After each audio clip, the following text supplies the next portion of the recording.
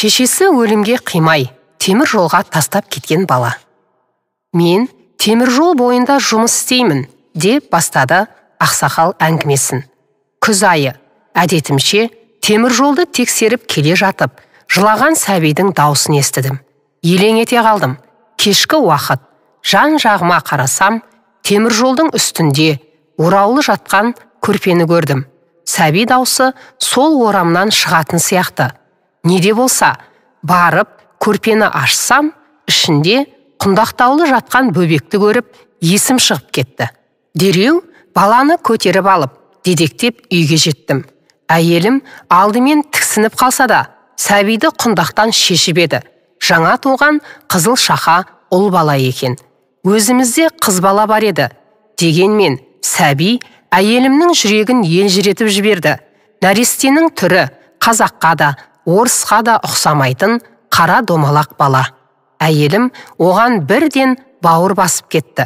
Маған осы баланы өзіміз асырап алайық, ұлымыз болсын деген айтқанына көніп, ертеңіне ауылдық кеңестің төрағасына мән-жайды түсіндірген соң, сәбиді өз атымызға түсіріп, баланың құжатын алдық. Ұлты қазақ болды. Уақыт өтіп жатты. Бала есейіп, соқталдай ер азамат болды. Асырап алғанымыз сыған баласы екен, түрінен білдік. Бірақ өзіне ләм демейміз, өзі де бізге ләм демейді. Әке-шеше деп бізге құрақ ұшып тұрғаны. Артынан сұрастырып білдік, сығандар оң жақта туған баланы өлтіреді екен ғой. Байғұс шешесі баланы өлімге қимай, темір жолдың бойына тастап кетіпті. Әйтеуір баланың көрер жарығы бар екен. Ол бізге қатты бауыр басып кетті. Есейгенде баламызға асырап алғанымызды айтайық десек, ол бізді басқа сөзге айналдырып, немесе далаға шығып кететін. Сосын үндемейміз. Өзі де кім екенін сезетін шығар деп қоямыз. Мектепті бітірген соң оқуға түстеп едік. Баламыз жұмыс істеп, сіздерге көмектесемін, сосын қарындасымды оқытамын деді. Оған да көндік. Өзін қазақ қызына үйлендірдік. Енді немере сүйіп отырған жайымыз бар.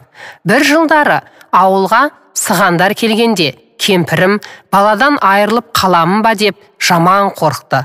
Артынан естідік, баланың анасы табылып, оны іздеп келіп, алып кетпек болған екен.